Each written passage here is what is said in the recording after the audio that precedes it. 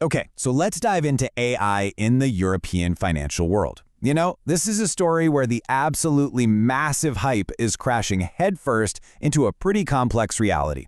First up, let's just talk about the scale of the hype. Citigroup estimates that the global banking sector could pull in an extra $2 trillion in profit from AI by 2028. I mean, a number that big, that's what's fueling this absolute frenzy of investment.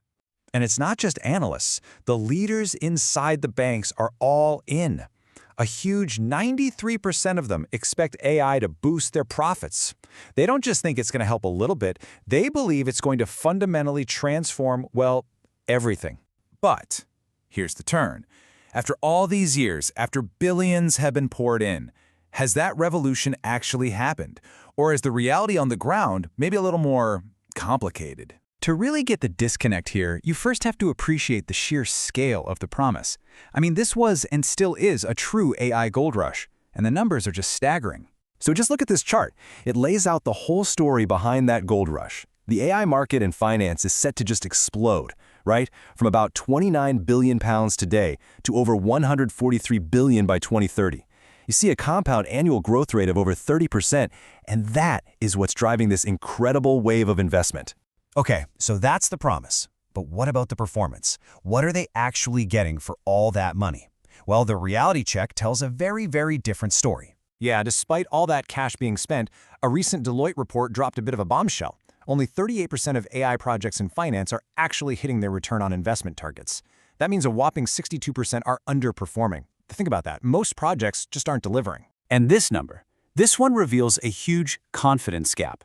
According to EY, only 9% of European financial firms feel like they're ahead of the curve on AI. So while the hype is massive on the outside, internally, most of them feel like they're falling behind. Which, brings us to the big question. The technology is here. The money is definitely there. So, what's the holdup? Why is this AI revolution stalling out in the real world? Well, the answer, believe it or not, has less to do with the algorithms and a lot more to do with people. The biggest bottleneck isn't the tech. It's a massive shortage of the right kind of people. This quote from Freya Scammels at Caspian One it hits the nail on the head. The problem isn't just hiring a smart AI coder, it's finding an expert who actually gets the high-stakes, super-regulated world of finance. And here's why that difference is so critical. A generalist AI expert, from a big tech company, they'll build a model that's super accurate. But a finance-specialized expert, they know that model has to be explainable for regulators. They get the logic of trading, they get risk, they get compliance, and the result of that? Well, Goldman Sachs found that projects with those specialized experts get implemented nearly 80% faster. That's the real difference maker. And if the talent gap wasn't enough, there's another huge hurdle. A brand new, complex regulatory landscape, all led by the European Union's landmark, AI Act. This changes the game. Okay, so the EU AI Act looks complicated, but it's actually pretty straightforward. It's a risk-based system with 4 tiers. At the very top, anything deemed unacceptable risk is just banned, gone. Then you have high-risk systems like credit scoring, which have to follow really strict new rules. Limited risk, like chatbots, just have to be transparent that you're talking to an AI. And for minimal risk stuff, like your spam filter, no new rules at all. And to make it really clear, here is some of the things that are now totally banned.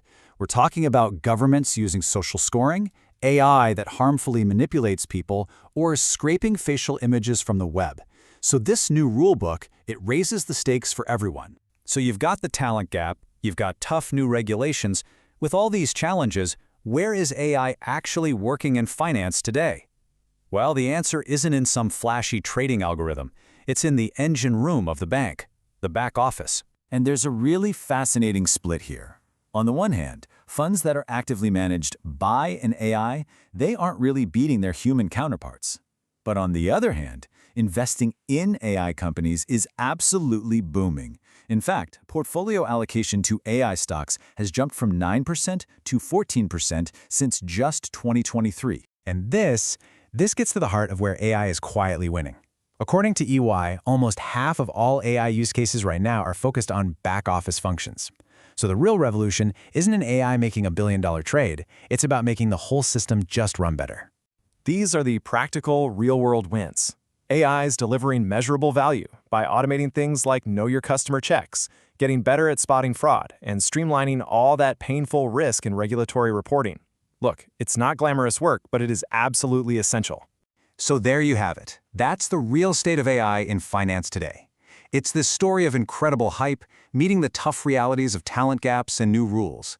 And it's succeeding, not by replacing traders, but by helping out in the back office. Which leaves us with the big question for the future.